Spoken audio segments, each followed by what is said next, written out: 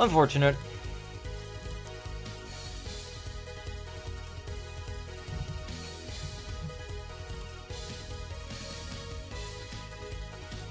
Boomerang start might be okay here because of the way that this track works. Because of how a boomerang could work pretty well here.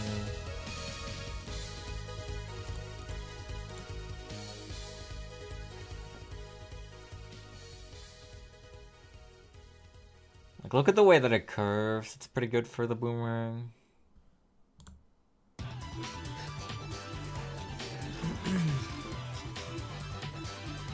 I have to remember to get camo detection up in time this time. I keep forgetting about it.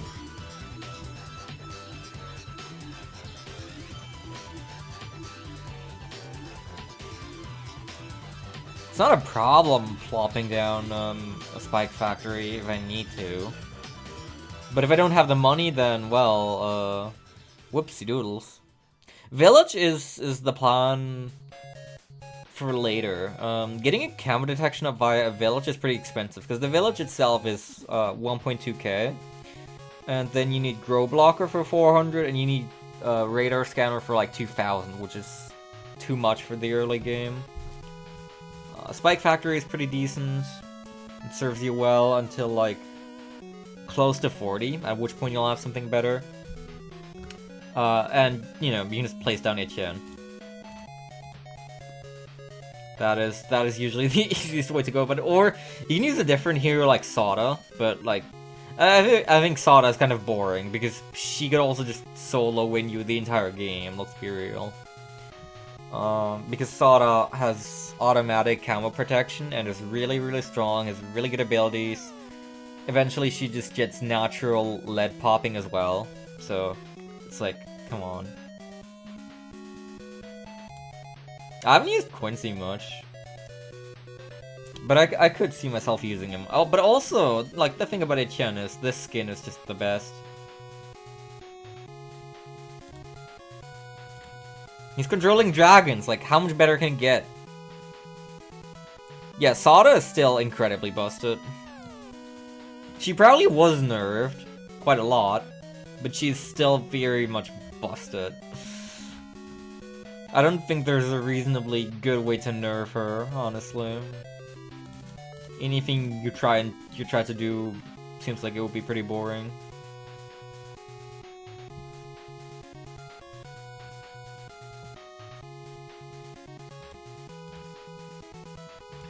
Oh, Etienne's not capable of popping this guy just yet, but that's okay. I do always want a spike factory anyway, just in case I forget something.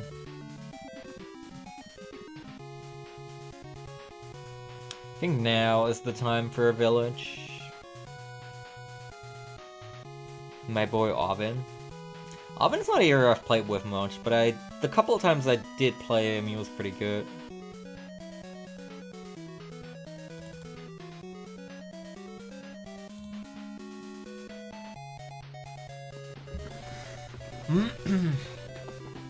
I used to play with Pat Fusty. Pat Fusty was the first hero that I actively started using, because he has an awesome kaiju skin, which is just incredible. I love it. Unfortunately, he's not actually that good. And then I started switching to Etienne, because he also has an awesome skin. And he's got, you know, just natural decamo for everything. Is just really good. You just pop him down and eventually it's just a non-issue.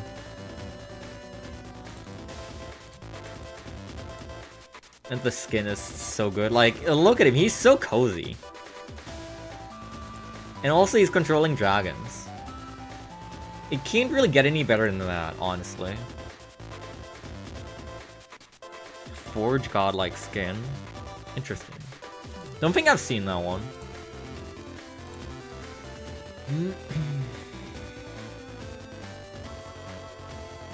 I've really only actively played these two, so I don't even have half of the heroes unlocked. I play Brickle sometimes if there's a highly water-based map.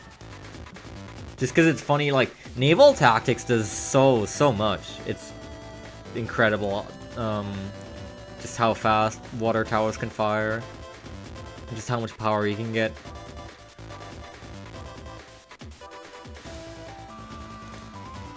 I feel like I should still get something else up.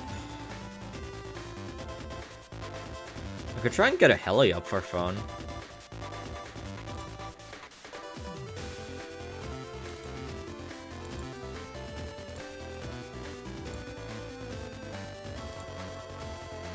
That should do well against round 40.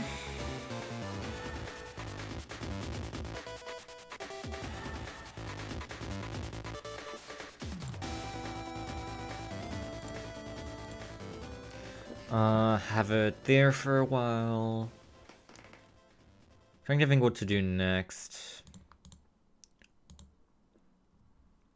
I still need something with a lot of popping power.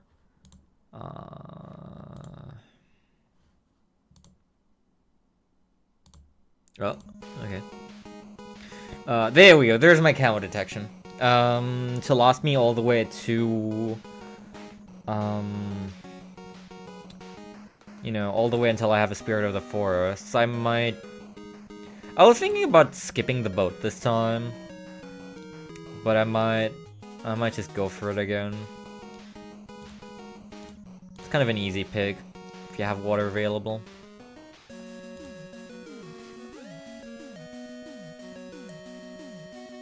Storm Druid is not one I've played much either. Isn't that one... I know that tier 5 upgrade for that is ridiculously expensive. I don't know how the path fares in general. When I go Druid, it's pretty much always middle path. And sometimes if I'm like in really late game, you know, you start building an army for the Avatar of Wrath on the bottom path. Monkey. So true, bestie. Favorite tier 5? That's an interesting question. Let me just build a bow real quick.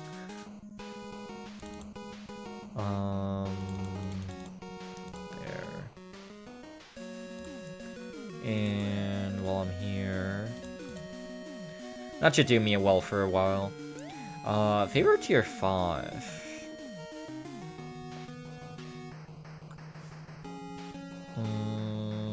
I'm definitely Attack Zone Enjoyer. That one's pretty good. Carrier Flagship is awesome. I actually used to like the Pirate Path more, but Carrier Flagship is actually like insane, and it looks really cool as well. Like the little black monkeys is shooting the hot grapes. It's really good. I really like Flying Fortress.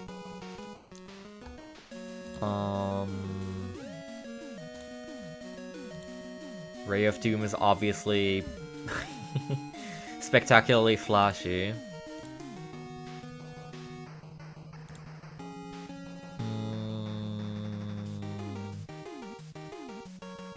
I should buy an aircraft carrier.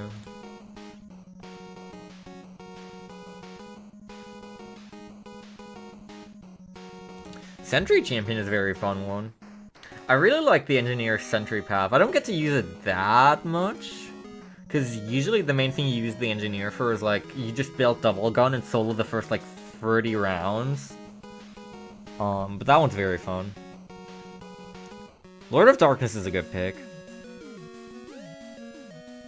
Let me just flick through all of them again.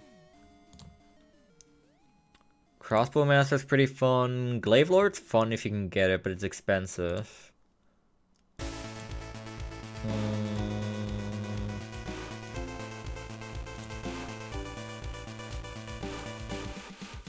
There's a lot that I just wish were a little better, or maybe I haven't realized their potential yet.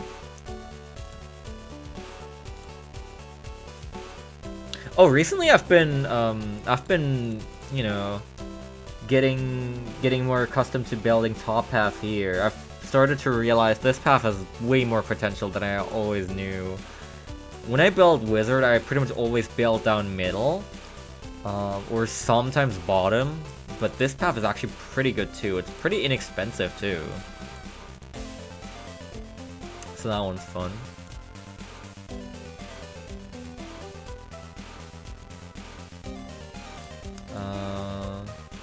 I guess this isn't that expensive. Yeah, it's just Superstorm is 64k, which is a lot.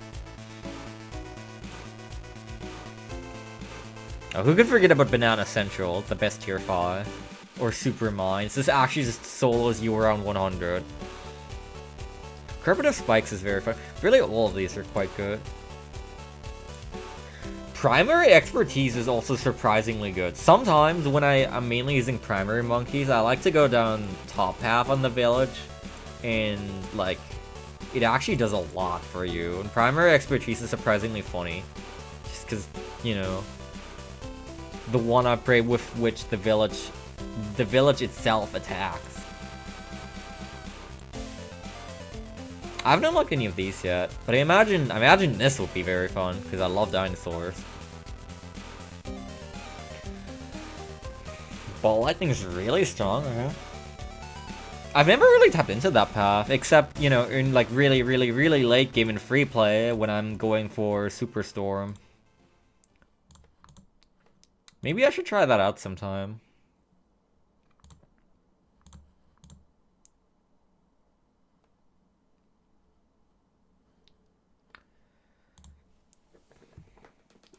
For now, I'm gonna be boring as usual and go for my Spirit of the Forest. I really don't know what they were cooking with middle path on Druid because it's ridiculously strong. Like, even like, you know, 0-3-0 just has so much bopping power. And then 0-4-0 is stronger yet, and then, you know, 0-5-0, or in my case 1-5-0 is just like GG. It doesn't solo you around 100, but with the right buffs, it solos you pretty much everything before that. You just need a 2-3-0 village so it can pop DDTs. And then, if you have a track of the right length, you know, they're just gonna be taking damage on the vines the entire time, and it's really strong. Also, this path has an active ability that generates you extra money every time you use it. More if the druid is close to farms. It doesn't mean anything in this mode, but... man. When I started playing this game, I didn't care much about the druid. Because I was coming fresh off of BTD 5, where he didn't exist. Like, I was like, oh, you know, all these fancy newfangled towers, like the alchemist and the druid, and I didn't know much about the engineer either. This was before Beast Hunter was even added, and more Monkey, I think. And I was like, I don't know. I'd rather stay away from them. New thing's scary, but they're like insanely busted. Like, alchemist is incredibly busted. 2 of its paths are really good. Druid is incredibly powerful. Engineer is really good. Beast Handler is a bit I think. But you probably just need to know how to use it well. The Heli is also really good.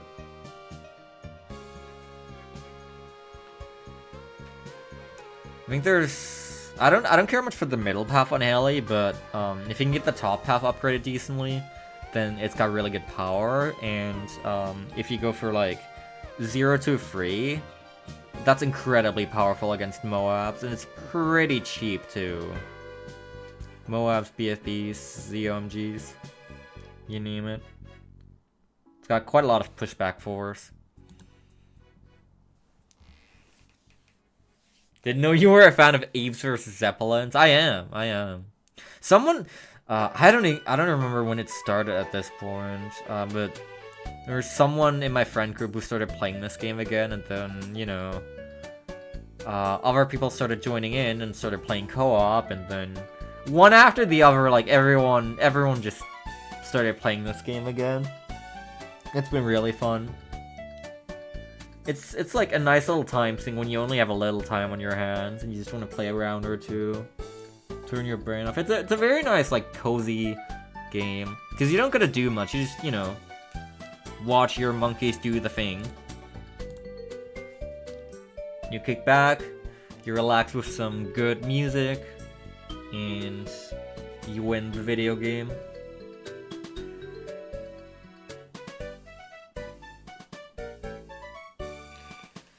What's up, Zoomore? Oh yeah, top half Ice Monkey is quite good. Once you get that thing to like 4xx or even 5xx, it's really, really good. 5xx has a lot of Moab popping power. I never would have thought.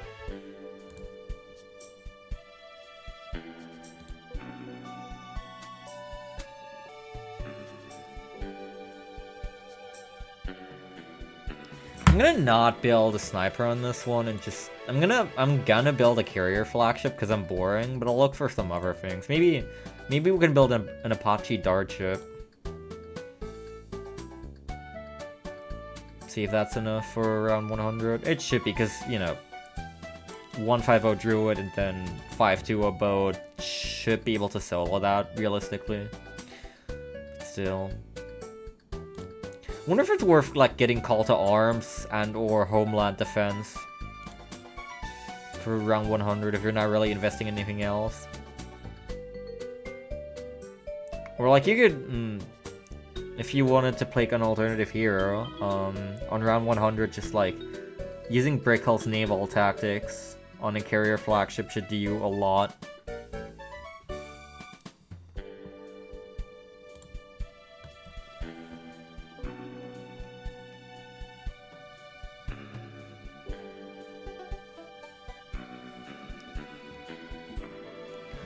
You know, I just realized I'm an idiot, by the way, and I never started another local recording.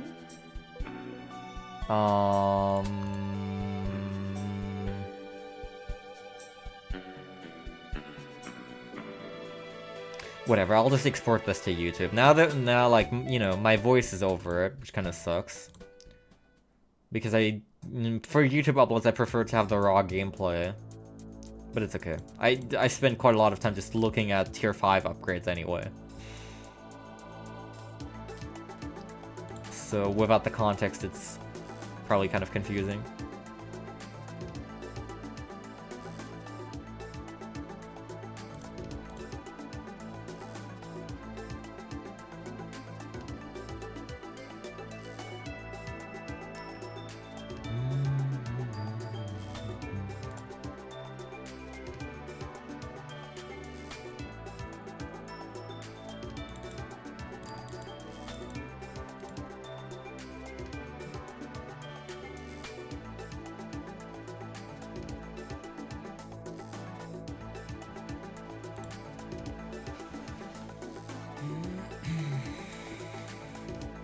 Obbin with a lot of top half druids. I can see that. Yeah, right. Obbin does synergize with druids. If you're using a lot of druids, which you should be, because druids are insane, then Obbin's probably a really good pick. I usually just place down one per game, though. Just go all the way to X5X.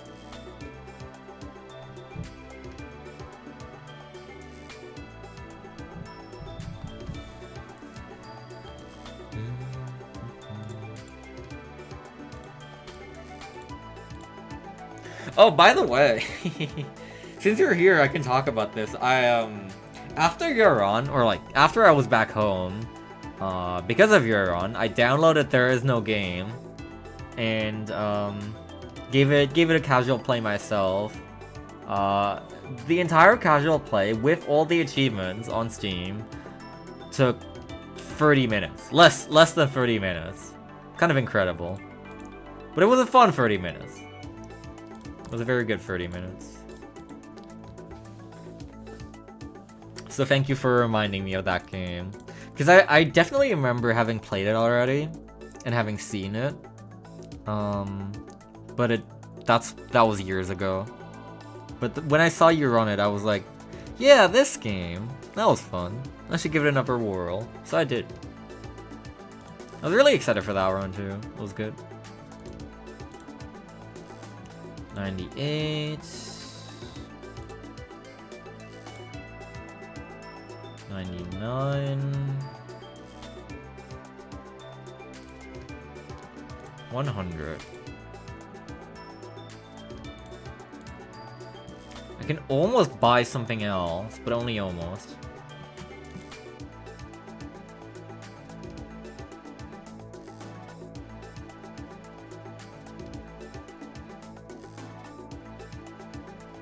There we go.